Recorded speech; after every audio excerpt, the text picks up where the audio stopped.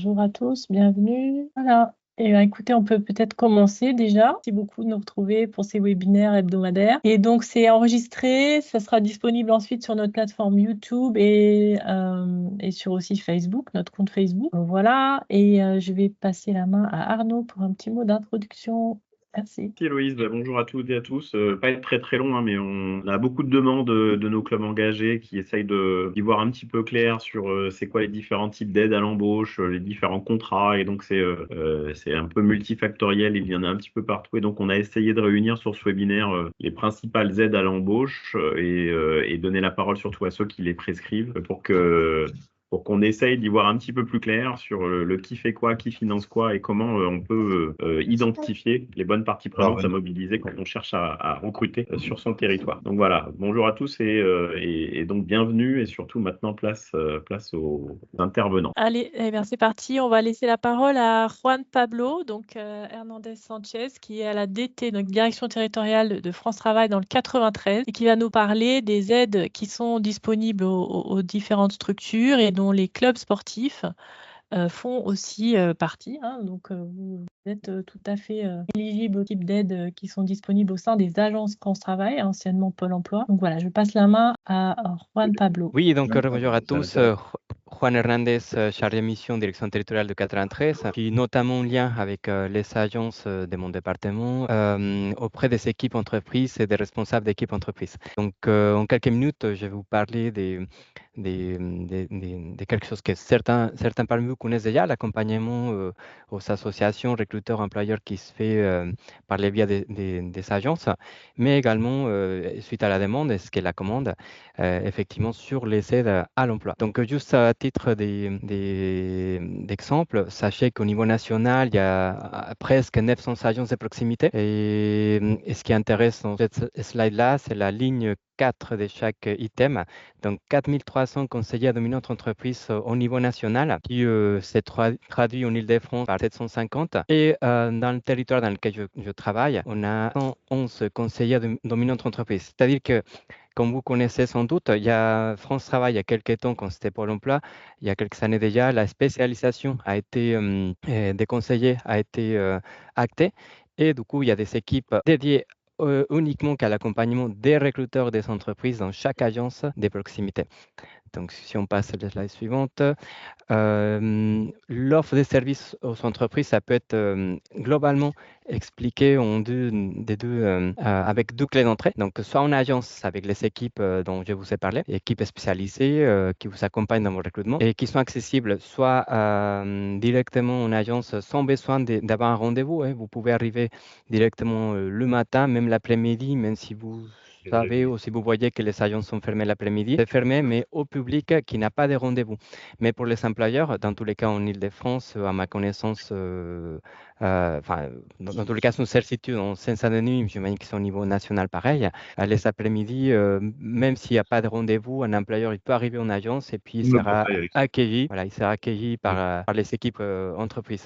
Sur les nets, donc des services digitaux qui sont accessibles 24 heures sur 24 heures et tous les jours de la semaine. Donc, pour résumer, c'est quoi l'équipe entreprise d'une agence France Travail? C'est l'expertise, une présence qui est partout, dans toutes les régions, au niveau national, la proximité et puis la disponibilité. Comme je vous l'ai dit, pas besoin d'avoir rendez-vous afin de visiter une agence et avoir un contact direct avec l'un des conseillers. Peut-être juste préciser à Juan Pablo qu'en l'occurrence, on parle d'entreprise, mais en tant que club, vous êtes considéré comme finalement des structures au même titre que des entreprises. Donc voilà, le service vous est aussi dédié. Oui, parlons plutôt des recruteurs. Effectivement, une association, c'est pas une entreprise, mais plutôt un recruteur.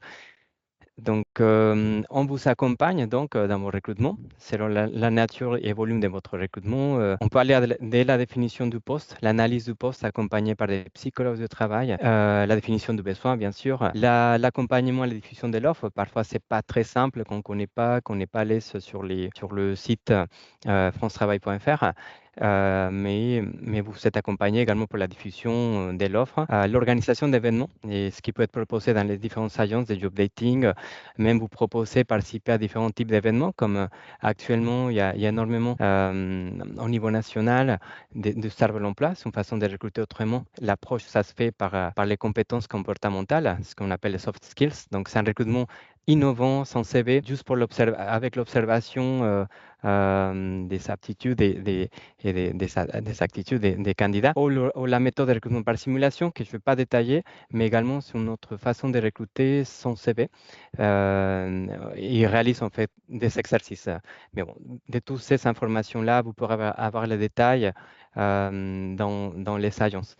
Et ce que je n'ai pas dit tout à l'heure, effectivement, les collègues sont également disponibles et joignables au 3995. Vous avez juste à appeler au 3995 et le système va vous diriger vers l'agence de proximité. Également, l'immersion professionnelle, ce qui est un vrai sujet et ce qui est très intéressant, c'est une façon de faire connaître votre structure et puis également vos postes. L'immersion, ça consiste en quoi? Rapidement, en quelques mots, on signe une convention entre le bénéficiaire, la structure d'accueil et puis le prescripteur, que ce n'est pas uniquement France Travail, il y a également des missions locales qui peuvent le faire, ou d'autres structures par délégation. Et la personne en question, le bénéficiaire, il peut rester à minima une journée dans les structures et jusqu'à maximum 30 jours, renouvelable à titre exceptionnel sur des cas assez rares, mais bon, ça peut arriver.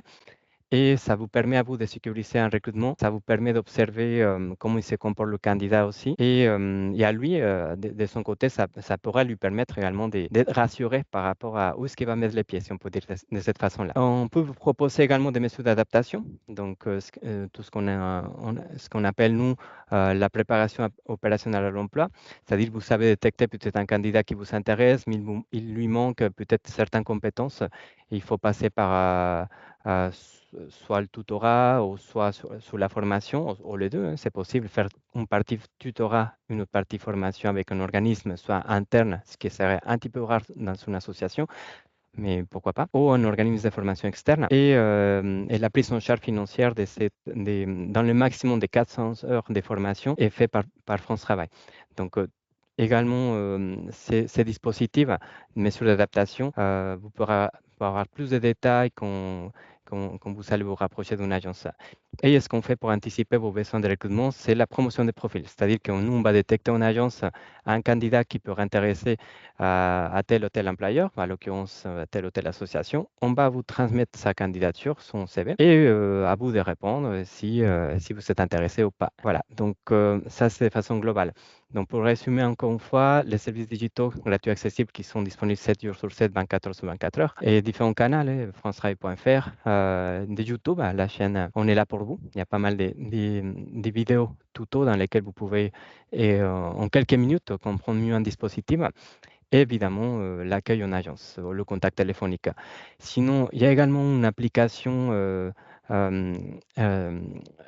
sur Android ou Apple qui s'appelle Mécède à l'embauche. Et je viens d'avoir un doute si c'est une application ou si c'est un site. Je pense que c'est une application plutôt. Mais dans tous les cas, à partir de ce service Mécède à l'embauche, ça vous permet c'est en ligne en fait, c'est pas une application, c'est un outil en ligne qui va permettre de découvrir rapidement si une aide à l'embauche ou à la formation est envisageable avec le candidat que vous savez repérer. Et dans tous les cas, sachez qu'au niveau des services, les équipes locaux, ils sont un délai de maximum 48 heures afin de prendre contact avec vous et puis vous informer si telle ou telle personne pourrait être bénéficiaire de tel ou tel dispositif, ou telle aide à l'embauche. Donc ça, c'est Juan, il y vraiment... a juste Oui. une question sur le 3995, c'est un numéro gratuit? Oui, complètement, c'est un numéro gratuit. Oui. Et Mécède à l'embauche, franchement, c'est très bien. C'est un service qui est assez nouveau. Et suite à la dernière remontée d'infos des stats, plus de 80% des recruteurs estiment qu'ils ont gagné du temps grâce à ces nouveaux services. Donc, je vous conseille d'aller jeter un œil.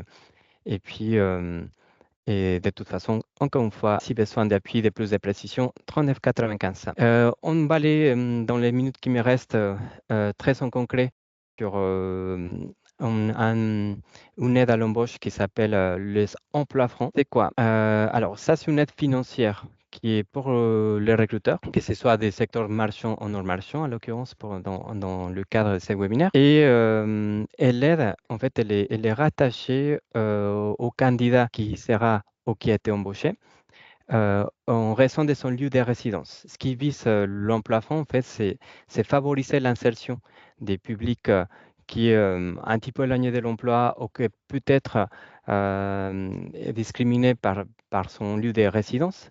Donc, c'est pour cela que l'aide financière est rattachée aux demandeurs d'emploi qui résident dans ce qu'on appelle un quartier prioritaire de la ville. Et la personne également, il doit être inscrit à France Travail. Ou les cas échéants, s'il n'est pas inscrit, il n'est pas suivi dans notre structure, peut-être il est par une mission locale. Donc, ça peut concerner un CDI ou un CDD. Si c'est un CDD, il faut que ce soit minimum de 6 mois. Et comment ça se passe concrètement? Vous avez un candidat, vous allez embaucher et puis vous êtes intéressé par cette aide dont l'aide n'est pas, franchement, elle n'est pas négligeable. C'est 15 000 € sur 3 ans pour un embauche d'un CDI, comme on l'a dit tout à l'heure, et en raison de 5 000 € par an. Et si c'est un CDD, ça serait 5 000 € sur 12 ans. Et bien sûr, ça serait au prorata du temps passé dans le cas de son contrat de travail. C'est-à-dire, s'il fait que 6 mois, ça ne serait pas évidemment 5 000 € parce qu'il n'aurait pas fait l'année. Ça serait la moitié.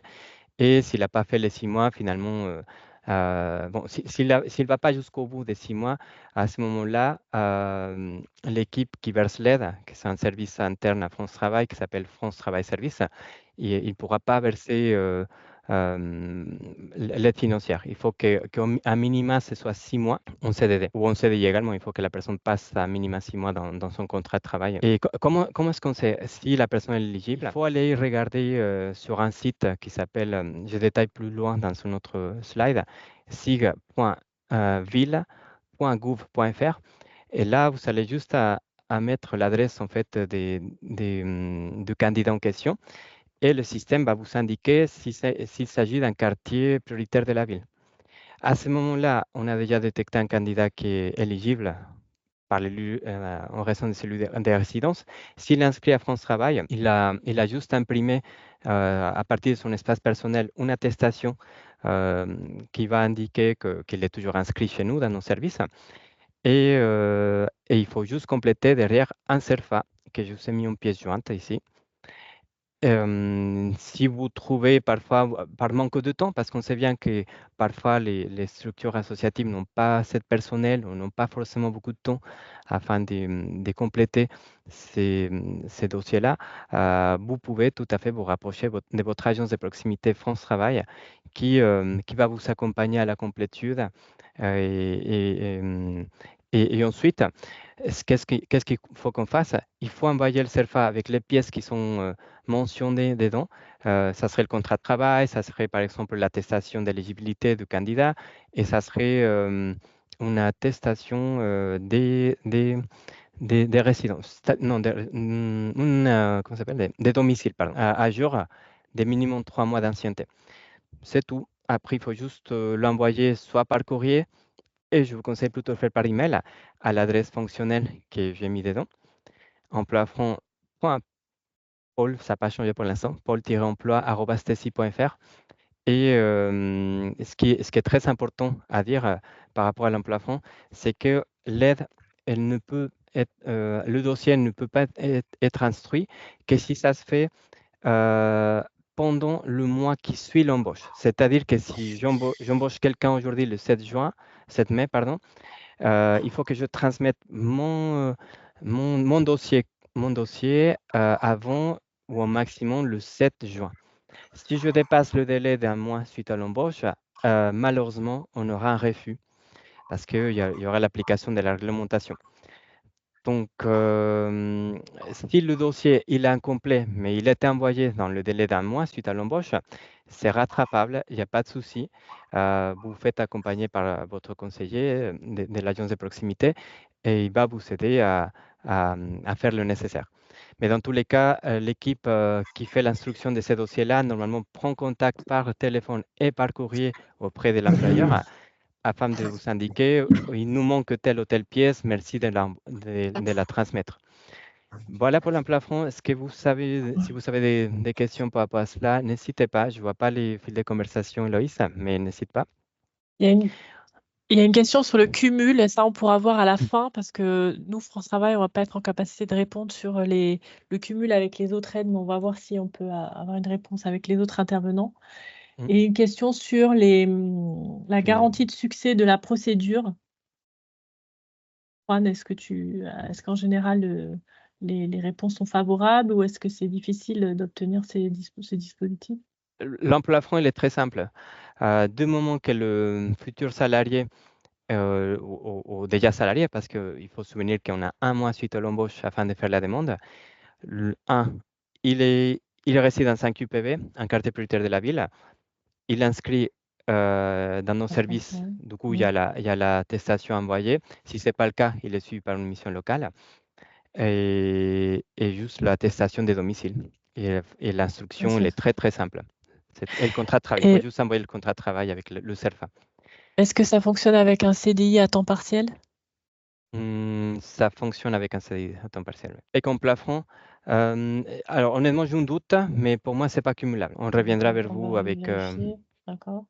Mhm. Il y avait une enveloppe Maxi pour ce dispositif. Hein, c'est ce que tu as présenté, non? Les 15 000 euros sur 3 ans. Pour un CDI, c'est 15 000 euros Ouais. maximum sur 3 ans avec un CDI. Ouais. Si Ok. c'est un CDD, à minimum 6 mois et 5 000 euros par an. 2 500 euros par an, pardon.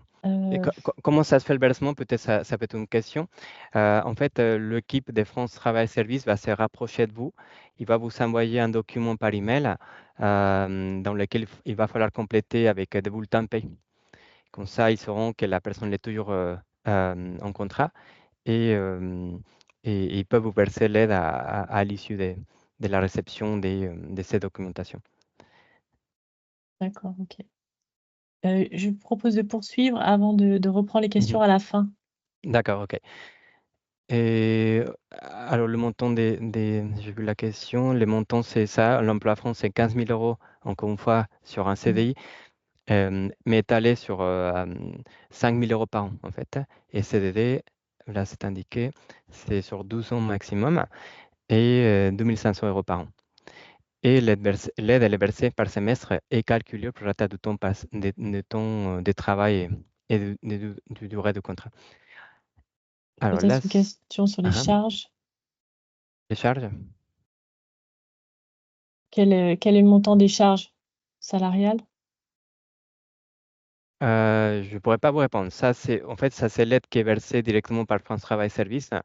Pour les charges, non. Les charges normales, non, du salaire. Mm. Ok. Est-ce qu'il y a une limite du nombre d'emplois francs par établissement? Du coup, les PEC, je pense qu'il y a certains qui connaissent. Donc, l'objectif, c'est quoi d'un PEC? C'est recentrer sur l'objectif d'insertion professionnelle des publics les plus éloignés de l'emploi. Donc, c'est un levier également d'insertion et peut permettre aux bénéficiaires, à ceux qui ne peuvent pas accéder directement à un emploi ou à une formation, de développer dans le cadre d'une activité professionnelle, ce que vous allez proposer dans votre association, des compétences transférables ou mobilisables dans votre environnement de travail. Donc, comment ça se passe concrètement? Qui est éligible, qui ne l'est pas? L'éligibilité réside sur le diagnostic qui est fait en agence par le conseiller référent du candidat. Donc, il y a deux clés d'entrée. Soit déjà en agence, le collègue de France Travail aurait déjà identifié des publics qui pourraient être éligibles. Ça peut être en fonction peut-être leur âge, peut-être au niveau d'un handicap. Ça peut être également des personnes des 2LD, des personnes qui n'ont pas travaillé depuis un X temps, depuis une longue durée. Ça peut être pas mal de situations qui sont à analyser et à diagnostiquer par le conseiller en agence, la conseillère référent. Et du moment que le conseiller détermine que tel ou tel candidat il pourrait être éligible au plat compétences. Voilà, concrètement, techniquement, ils mettront codification sur le dossier et nous, on pourra vous proposer ces candidats, ce type de candidats. Ou peut-être vous savez vous-même identifier un candidat qui vous intéresse. À ce moment-là, ça serait effectivement pertinent d'échanger avec le conseiller entreprise en agence des proximités afin qu'une analyse soit faite de la personne en question, qui sera le bénéficiaire, et définir en fait avec vous, on va co-construire entre l'employeur, le bénéficiaire et puis l'agence qui va accompagner à monter le PEC, les, les, les, les points, les compétences qu'il faut qu'il développe pendant ses parcours emploi compétences et le candidat en question. Donc ça se mobilise par le biais d'un triptyque dématérialisé. Dans ce triptyque, en fait, dans la convention, en fait, on va inscrire les compétences que la personne va développer. C'est peut-être des soft skills, hein, ça peut être que ça peut être également des formations sous la forme de tutorat, même en interne, que vous allez l'accompagner sur la comptabilité, je ne sais pas. Et, ça peut être également des manques au niveau bureautique, etc. Ça peut être plein de choses. Dans tous les cas, l'objectif, c'est ça, que la personne puisse monter en compétences au long de ses parcours emploi compétences. Et c'est pour cela qu'on parle de la notion d'accompagnement. Parce que là, ce n'est pas l'aide uniquement versée parce que voilà, il faut vraiment que vous soyez à côté de votre salarié, de votre futur salarié, afin qu'il puisse développer ses compétences et que par la suite, l'attendu, c'est qu'il puisse retrouver un emploi pérenne, soit dans votre structure, si financièrement vous pouvez vous le permettre, sinon au bout d'un certain temps, qu'il puisse retrouver un emploi dans un autre type de structure.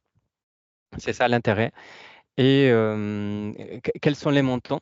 Ils sont variables en fait en fonction de l'arrêté préfectoral de votre région. Mais à titre d'exemple, en Seine-Saint-Denis, nous avons actuellement l'arrêté en vigueur. On a pour les PEC, pour les PEC de droit commun, je regarde ça tout de suite, on est à un instant,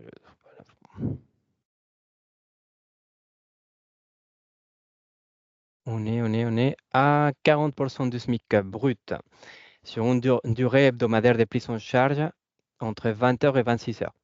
Ça veut dire quoi? Est-ce que ça veut dire qu'il faut que j'embauche quelqu'un à temps partiel? Pas forcément. Ça veut dire que si vous embauchez quelqu'un à temps plein, 35 heures par semaine, la prise en charge maximum, ça serait de 26 heures. Et dans tous les cas, si c'est un PEC de droit commun, ça serait 40% en région Île-de-France actuellement, et 40% des taux de prise en charge du SMIC brut. Et là, ça concerne quoi? Comme je l'ai dit tout à l'heure, c'est des personnes sans emploi qui rencontrent des difficultés sociales professionnelles particulières d'accès à l'emploi. Donc, ces diagnostics-là, je répète, c'est fait par le conseiller en agence. Après, ça, c'est le PEC de droit commun. Le PEC TH, c'est des personnes qui sont reconnues travailleurs handicapés au bénéficiaire de la AH. Et là, on passe de 40%, par exemple, à 60% du SMIC brut. Pareil, sur une durée hebdomadaire de 20 à 26 heures. Et il y a le PEC senior aussi, c'est des personnes âgées de 50 ans et plus qui sont sans emploi, qui rencontrent des difficultés sociales professionnelles à nouveau. Et là, le taux, encore une fois à titre d'exemple, c'est à 55% du SMIC brut. Et on est toujours sur une durée hebdomadaire de 20 heures minimum à 26 heures maximum. Et ce qu'on n'a pas parlé, et ce que je n'ai pas mentionné, c'est la durée maximale de la demande d'aide initiale. C'est dans tous les cas, PEC de droit commun, PEC TH ou PEC senior, on est sur 10 mois de durée maximale de demande d'aide initiale.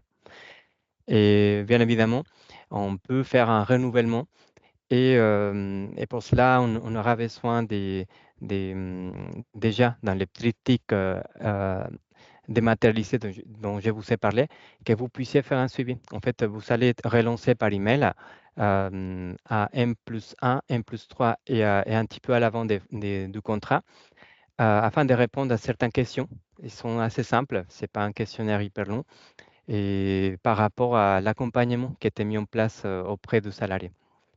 Là, à différence de l'emploi franc, là, on n'a pas, on doit le PEC, il faut le faire avant l'embauche. Là, on n'est pas à un mois suite à l'embauche.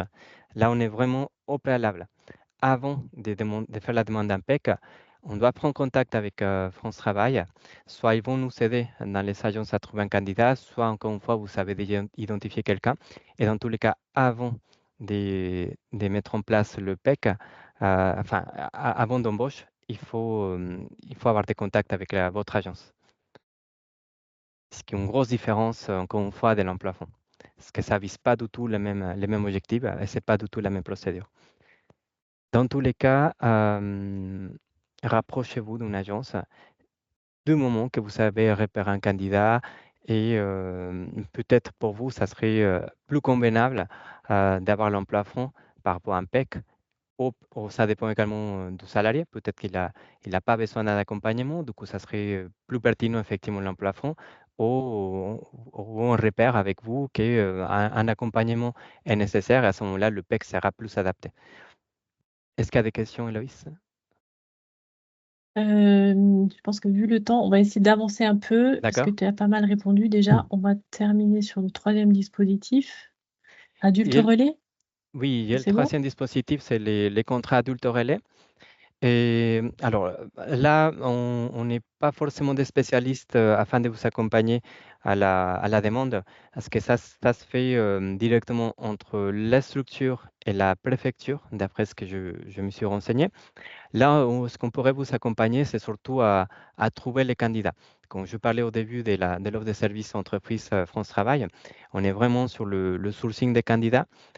Donc, dans le slide suivant, je vous ai mis très rapidement des images qui sont un panorama qui est très parlant parce que ça va vous expliquer de façon simple en quoi est-ce que ça consiste le contrat adulte relais.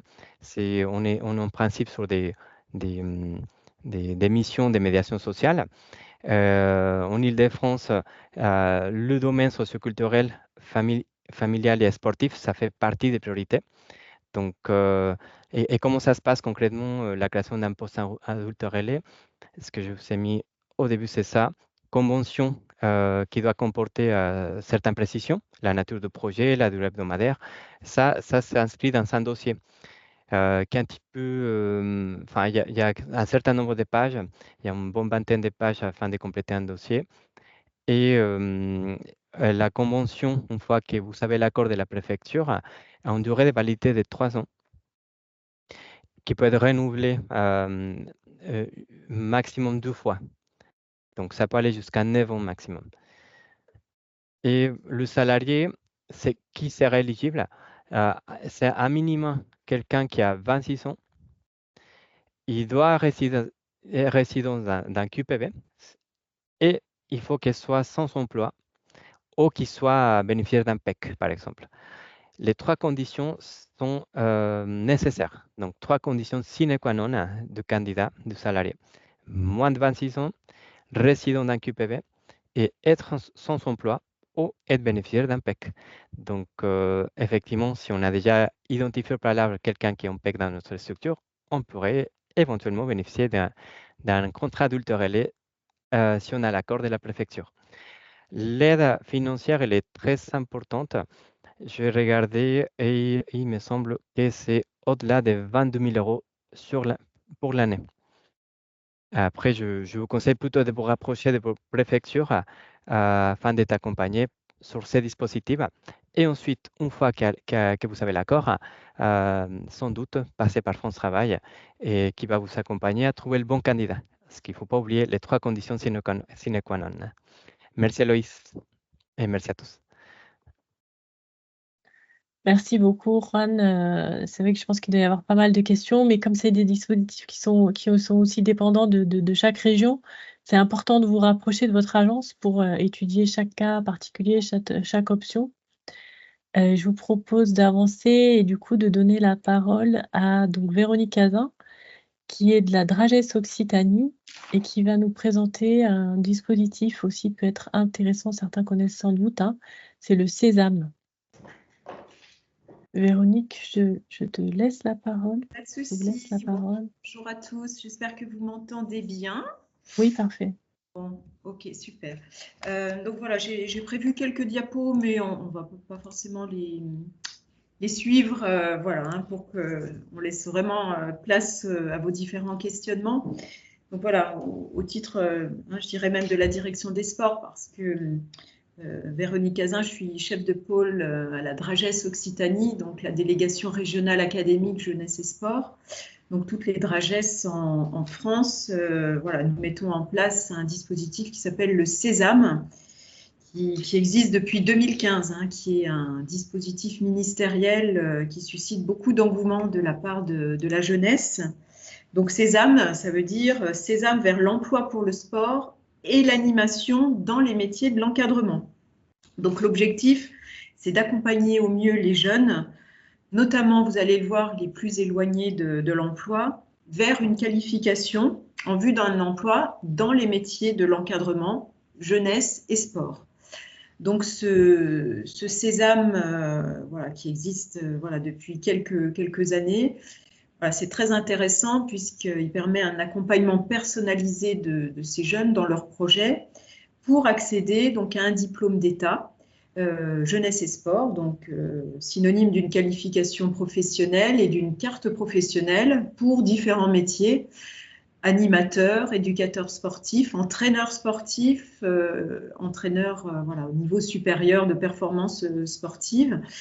Donc, c'est crédit du Sésame à hauteur de 2 000 € par jeune et par parcours, permettent en tout cas de baisser le coût d'une formation, hein, qui, je rappelle, voilà, les formations à certains diplômes d'État, je pense aux formations rares comme la plongée, le mononautisme, les environnements spécifiques peuvent aller jusqu'à 9 000 € l'action de formation. Donc, toutes ces actions de formation initiales, mais également par la voie de l'apprentissage. Donc, ce Sésame est un dispositif très apprécié sous forme d'aide individuelle au parcours de formation des jeunes. Alors, ce dispositif, il a été inscrit de façon assez importante dans la dynamique interministérielle dans le cadre du plan de France Relance, le plan Un Jeune Solution. Donc, l'ensemble des Dragès, on a été amené à présenter ces dispositifs à nos différents réseaux, notamment les services publics de l'emploi régional, ce qu'on appelle ces réunions du SPER, qui sont à la fois pilotés par les DRETS et par les conseils régionaux, en présence des représentants de missions locales, de la GFIP, de l'AFPA, des DRETS, etc. Donc, ces réunions, en tout cas, ont permis pour nous, depuis 2-3 ans, de faire en sorte que le dispositif soit bien connu, mais qu'en termes d'ensemblier, il puisse, en tout cas, être lié aux aides de droit commun. Parce que vous l'avez bien compris, Jeunesse et Sport, et je remercie Héloïse, nous ne sommes pas l'administration qui gérons les dispositifs de droit commun de l'emploi. Par contre, dans l'action des Dragès, on porte à connaissance l'ensemble de ces dispositifs. À l'époque, on présentait les contrats aidés pour notre milieu associatif, sportif ou de l'animation.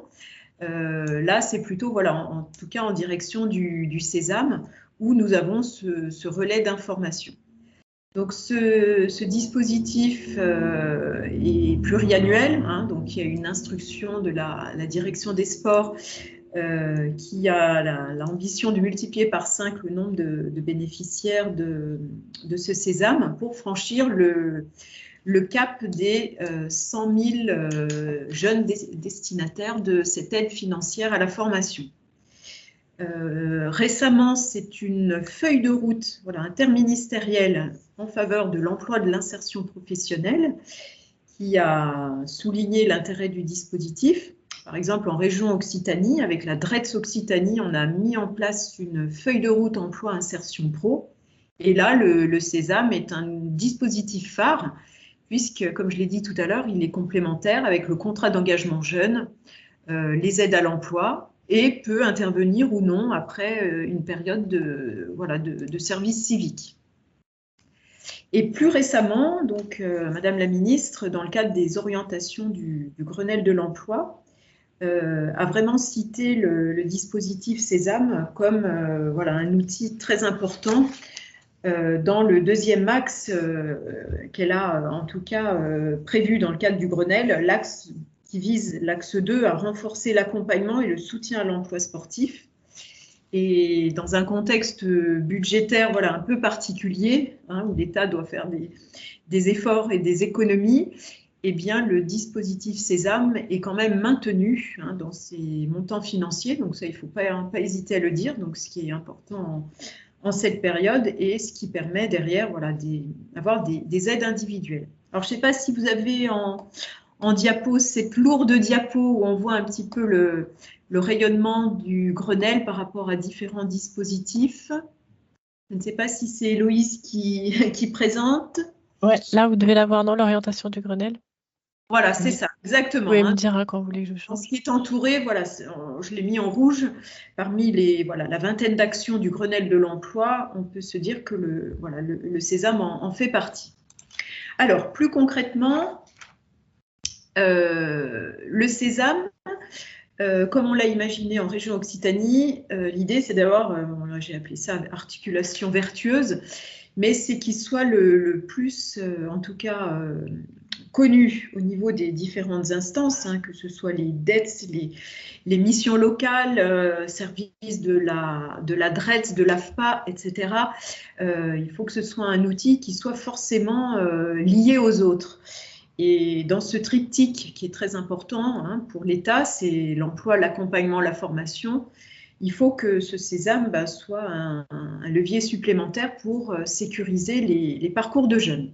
Alors, ce qu'il nous reste aujourd'hui dans le cadre de la dimension interministérielle, et là, je remercie également France Travail, même si au niveau local, on a pris quelques rendez-vous avec les représentants de France Travail, c'est voir la liaison qui peut être faite avec les dispositifs Stade vers l'emploi, club sportif engagé, donc qui permettrait aussi de porter à connaissance ce beau dispositif pour la jeunesse.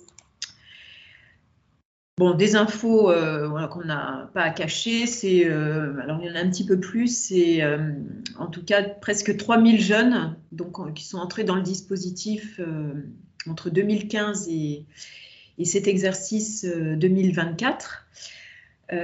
Avec particularité de concerner tant les jeunes issus des zones rurales que les jeunes de QPV.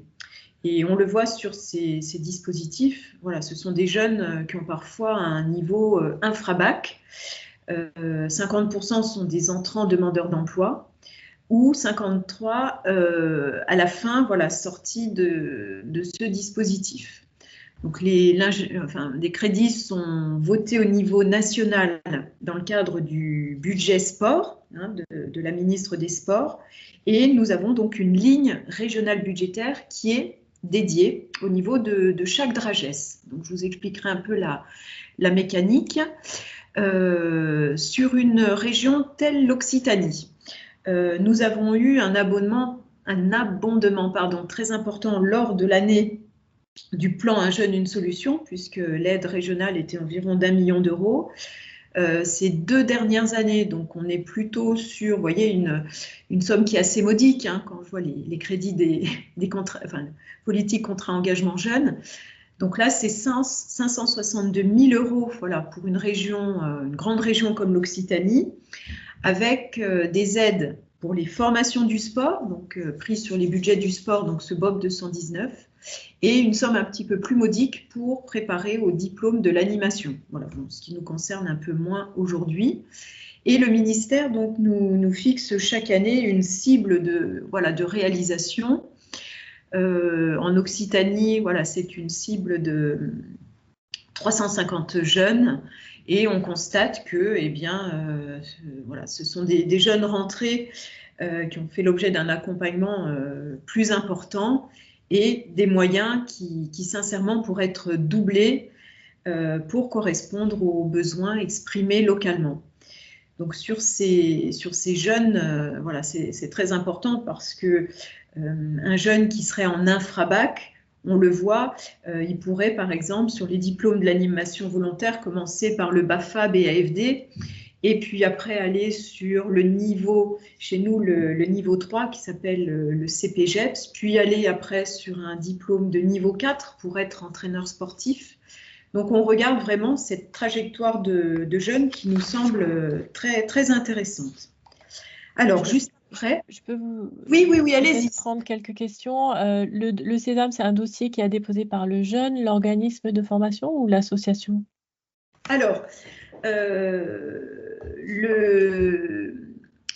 le dispositif est en relation étroite, et si vous voyez la carte, avec nos 13 départements.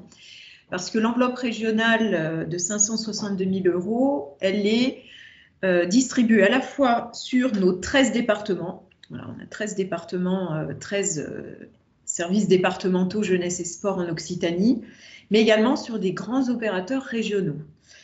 Donc une enveloppe régionale, une enveloppe départementale. Une fois que l'enveloppe départementale est attribuée à un département, après, il y a un travail avec un opérateur associatif départemental qui peut être un comité départemental olympique et sportif. On a aussi comité des médailles, profession sport, qui vont en tout cas faire connaître cette aide auprès de la jeunesse, mais également porter à connaissance des acteurs territoriaux impliqués. Donc les comités départementaux sportifs, par exemple, le CDOS, la mission locale, et le jeune repéré par ces acteurs, après, devra constituer un dossier, et le dossier nous sera en tout cas porté à connaissance par la SDGES, qui est notre principal interlocuteur.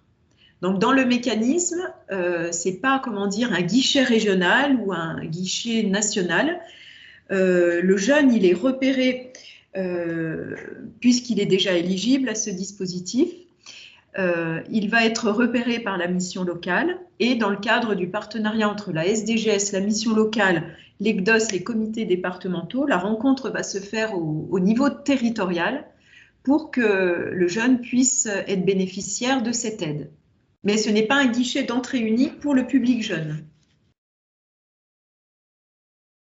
Et est-ce qu'un salarié ayant déjà un BPGES peut bénéficier du dispositif pour passer un autre diplôme du même type, mais dans un autre domaine? Alors, je vais tout de suite vous présenter les conditions d'éligibilité. La première chose, c'est déjà le critère d'âge, 16-25 ans. Donc voilà, il faudra que la personne soit dans ce public ciblé. Ensuite, on peut aller éventuellement jusqu'à 30 ans, mais sur une partie infime, et un peu comme les dispositifs d'aide à l'emploi, personnes handicapées, mais en situation de handicap, excusez-moi. Ensuite, il faudra que la personne éligible soit sur des critères géographiques, donc je les ai cités tout à l'heure, sur des critères sociaux. Un jeune bénéficiaire de l'ex-garantie jeune ou contrat d'engagement jeune peut être tout à fait éligible au dispositif, d'où un travail assez rapproché avec les services de la DETS, les services aussi des missions locales.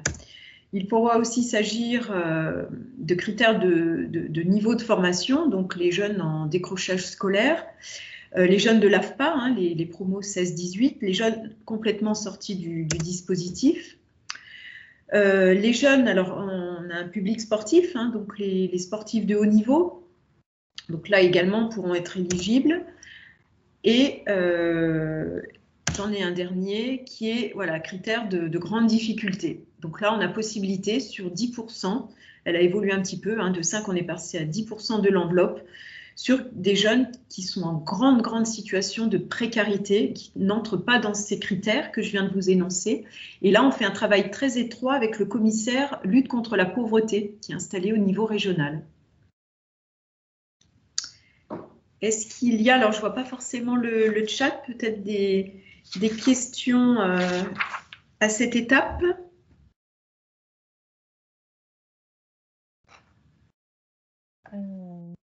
Je pense qu'on a répondu. Est-ce que vous voulez prendre la parole s'il y a des questions encore? Il me semble qu'on a répondu aux questions qui sont dans le chat. Ah oui, peut-être indiquer, là c'est l'exemple pour l'Occitanie, mais où est-ce qu'on trouve l'info sur une autre région? Alors, c'est dur pour nous retrouver sur la com, puisque depuis que nous sommes fusionnés avec les rectorats de régions académiques, nous avons effectivement nos sites internet dédiés, donc Drages Occitanie, Drages Hauts-de-France, et on nous retrouve dans les plateformes des régions académiques. Donc pour l'Occitanie, on va nous retrouver donc politique en faveur de la jeunesse, du sport, de l'engagement et de la formation, donc sur l'onglet Sésame. Donc chaque campagne annuelle du dispositif Sésame, sur d'autres Drages, il y a quelques infos très très pratiques avec des outils à télécharger. Et sur l'Occitanie, on pourra la faire passer, Héloïse, sans problème, une petite brochure assez bien faite qui s'adresse aux jeunes, mais également aux partenaires associatifs. Qu'est-ce que le Sésame? Pour qui il est destiné? Quel type de formation? Le montant de l'aide? Et derrière, on a l'ensemble des interlocuteurs départementaux, DSDGES, qui sont l'interlocuteur, le guichet qu'il faut contacter si le club a repéré 2 ou 3 jeunes qui souhaiteraient effectivement aller sur une formation qualifiante d'entraîneur, éducateur, jeunesse et sport. Merci. On va peut-être terminer parce que le temps est un peu compté. Ça. Je vous laisse faire. Vous avez le dernier slide, c'est bon, D'accord. C'est tout bon. Ok, merci beaucoup, Véronique. Pas de souci. Alors, avant donc de prendre un temps de questions, je voudrais passer la parole à Yacine Medjahed de l'Agence nationale du sport. Je vais partager la présentation de Yacine. Yacine, tu peux... je te laisse la parole.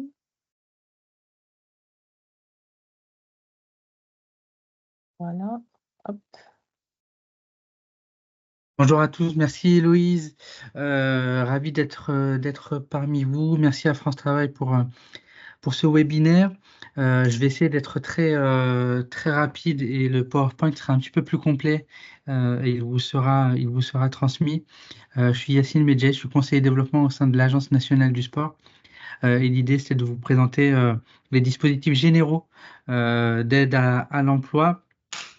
Vous avez une présentation détaillée via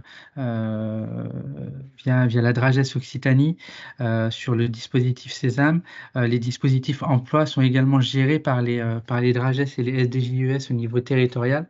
Ce sont nos bras armés, entre guillemets, au niveau territorial. Il faut savoir que la grande majorité de nos crédits, Héloïse, tu peux avancer. La grande majorité de nos crédits du budget 2024, mais même les années passées, sont essentiellement destinés aux tissus associatifs sportifs et notamment sur les crédits emploi qui sont l'une des plus grandes parties de nos crédits et qui sont à la main des Drages au niveau territorial. Donc là, vous avez un aperçu des budgets 2024. Vous voyez bien que le développement des pratiques est la part la plus importante de nos subventions au niveau national. Pour entrer à peu près plus dans le détail, vous avez aussi un aperçu de ce qui est financements nationaux. Alors, l'Agence nationale du sport a 2 piliers. La haute performance, je ne vais pas la présenter, qui est dédiée à l'atteinte des performances sportives de nos médaillables, de nos fédérations, et notamment avec les Jeux olympiques et paralympiques qui vont arriver. Et l'autre grosse partie, c'est le développement des pratiques, avec une partie qui est dédiée aux fédérations et notamment les contrats de développement. Donc là, c'est propre aux fédérations et les projets sportifs fédéraux sur lesquels vous devez très certainement émarger actuellement, vu que les campagnes sont en cours. Et vous avez une partie, comme je l'ai dit, dédiée aux Drages, qui sont à la main des Drages et qui sont liées à l'insertion professionnelle. Héloïse, si on peut avancer. Non, mais tu peux encore avancer la slide suivante. Hop. Voilà. Donc, comme vous le voyez, sur les 72 millions d'euros qui sont dédiés aux crédits territoriaux, les projets sportifs territoriaux, 43 millions d'euros sont destinés à l'emploi et qui sont à destination des clubs, des comités qui sont affiliés à des fédérations. Là, vous avez aussi le détail de tout ce qui est à la main des Drages, les emplois sociosportifs, mais France Travail a déjà fait des présentations de ce dispositif, mais vous allez avoir le détail dans ce PPT. Vous avez également tous les savoirs sportifs fondamentaux, à savoir le savoir rouler à vélo et l'aisance aquatique, qui sont des dispositifs de politique publique et qui sont gérés par nos Drages. Et ensuite, 8,84 millions d'euros d'actions politiques publiques du sport, notamment sur la grande cause, notamment sur la gestion des projets sportifs territoriaux et également tout ce qui est politique publique, à savoir lutte contre les violences, qui sont également dans ces crédits-là. Si on avance et qu'on rentre un petit peu plus dans le détail, et on va se concentrer sur cette slide-là. Historiquement, même depuis le CNDS et par la suite avec la création de l'agence, des crédits sont à destination des associations sportives affiliées. On a des aides à l'emploi, donc ça c'est vraiment le socle, à savoir des aides à l'emploi à hauteur de 12 000 euros par an maximum et par emploi. Donc là, toutes les structures associatives sont éligibles à ces crédits-là, avec quelques priorisations qui sont déclinées dans notre note de service que vous avez très certainement déjà lu. La première, ce sont la déclinaison territoriale portée par les fédérations dans le cadre de leur PSF. L'idée, c'est que les emplois qui sont soutenus au niveau territorial puissent être également en lien avec la stratégie fédérale de la fédération. La deuxième priorisation, elle a trait aux équipements sportifs qui sont financés dans le cadre des 5 000 terrains de sport et 5 000 terrains de sport Génération 2024, qui est une grande ambition du président de la République et de l'agence dans sa déclinaison.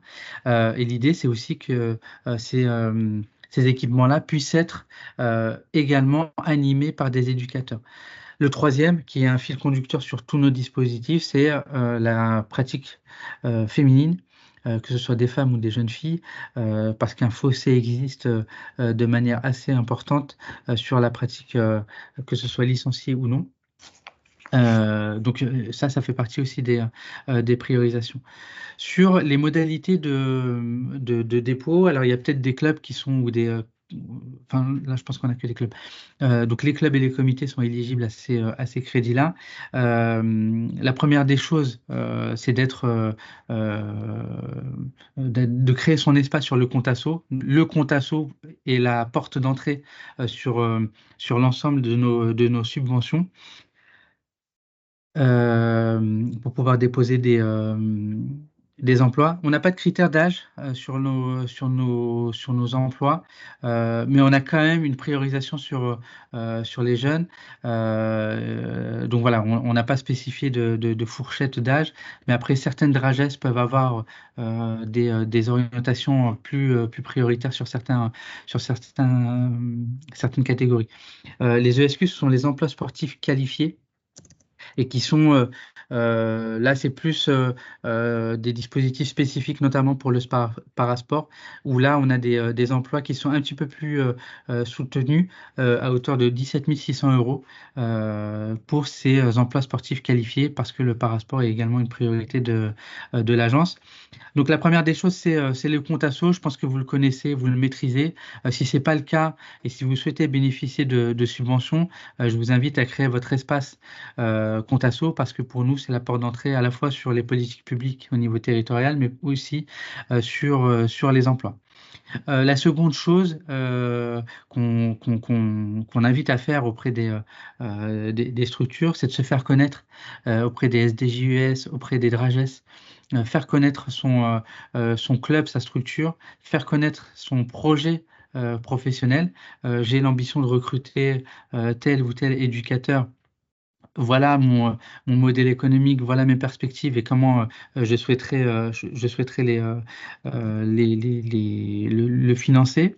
Donc ça, c'est vraiment le socle de base pour pouvoir être financé. Ensuite, voilà, il faut être affilié à une fédération parce qu'il faut savoir aussi que la fédération, via la ligue ou via les districts, vont émettre des avis sur les emplois que vous allez déposer.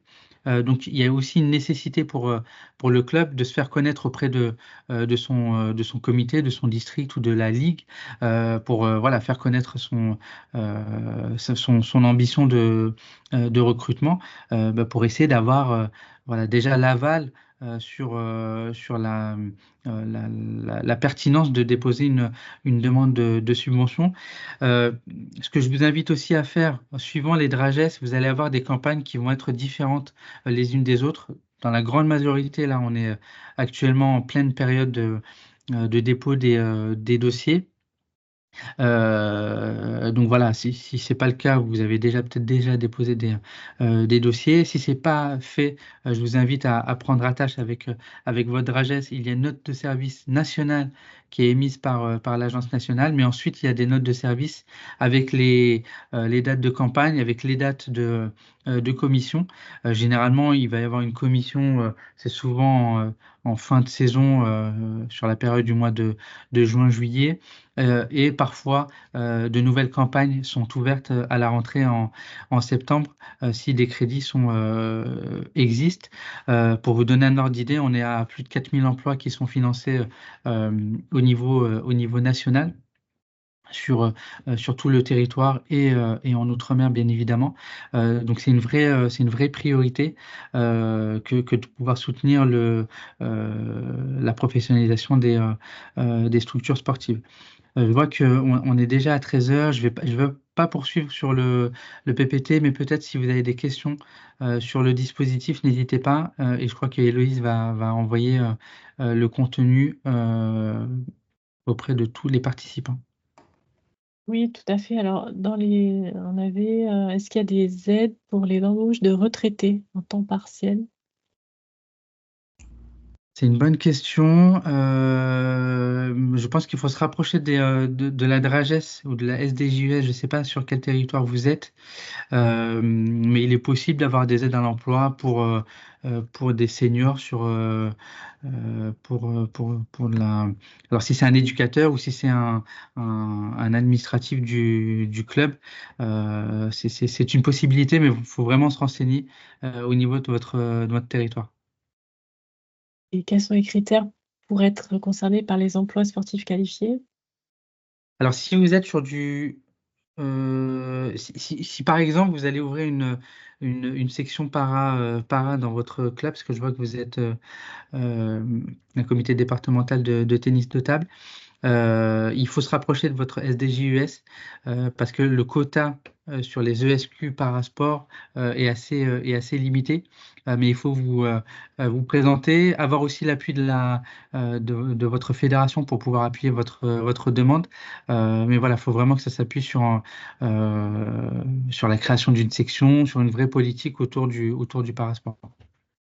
Et peut-être, est-ce que c'est possible de répondre par rapport au cumul de ces différentes aides, qu'elles soient de France Ah oui, Travail ou est-ce ouais. qu'on sait? Exactement, j'avais vu la question, en effet. Nous, il n'y a pas il y a pas de limite. Enfin, il n'y a pas de limite. Ça peut être cumulatif. Il faut nous soumettre l'ensemble des aides que vous allez bénéficier. Ensuite, on a des contrôles chaque année sur la réalisation de l'emploi qui a été, euh, qui a été soutenu. Voilà, l'idée, c'est pas de surfinancer un emploi, mais en tout cas, le cumul est possible sur les aides à l'emploi. Ok. Je crois que les critères d'âge pour la NS, tu as répondu, hein, c'est les jeunes Oui, essentiellement, mais pas que. tout à fait. Est-ce qu'il y a des questions parmi les participants, auquel cas je vous invite à lever la main?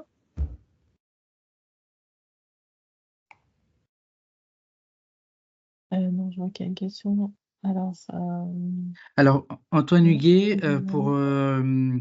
pour les documents, en fait, il y a une partie autre, enfin, il y a une ligne autre. Moi, ce que je vous invite à faire, en fait, c'est de faire un fichier zip ou un document PDF avec l'ensemble de vos documents, de le compresser, et de le mettre sur cette partie-là. Merci. Est-ce qu'il y a d'autres questions? Je pense qu'on a dû en éluder quelques-unes, je m'excuse, pour aller jusqu'au bout des présentations.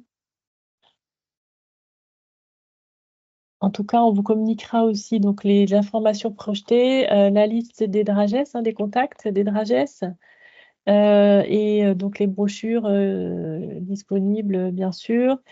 Voilà, et surtout important de vous l'avez entendu, vous rapprocher des agences France Travail localement, de vos DRAGES, de vos SDJES, pour aller plus loin sur chaque dispositif. On essaie qu'on n'a pas vocation à pouvoir tout vous présenter aujourd'hui, mais au moins pour que vous sachiez quoi demander, solliciter, savoir les grandes lignes. Une question, où trouve-t-on les codes des dispositifs à saisir sur mon Oui, compte Bernadette, ASSO? ce qu'il faut faire sur mon compte ASSO, normalement, quand vous tapez votre région ou votre département, vous allez voir afficher l'ensemble des codes. Si ce n'est pas le cas, il faut aussi prendre la note de service territoriale de votre DRAGES. Elle doit indiquer normalement l'ensemble des codes pour votre territoire.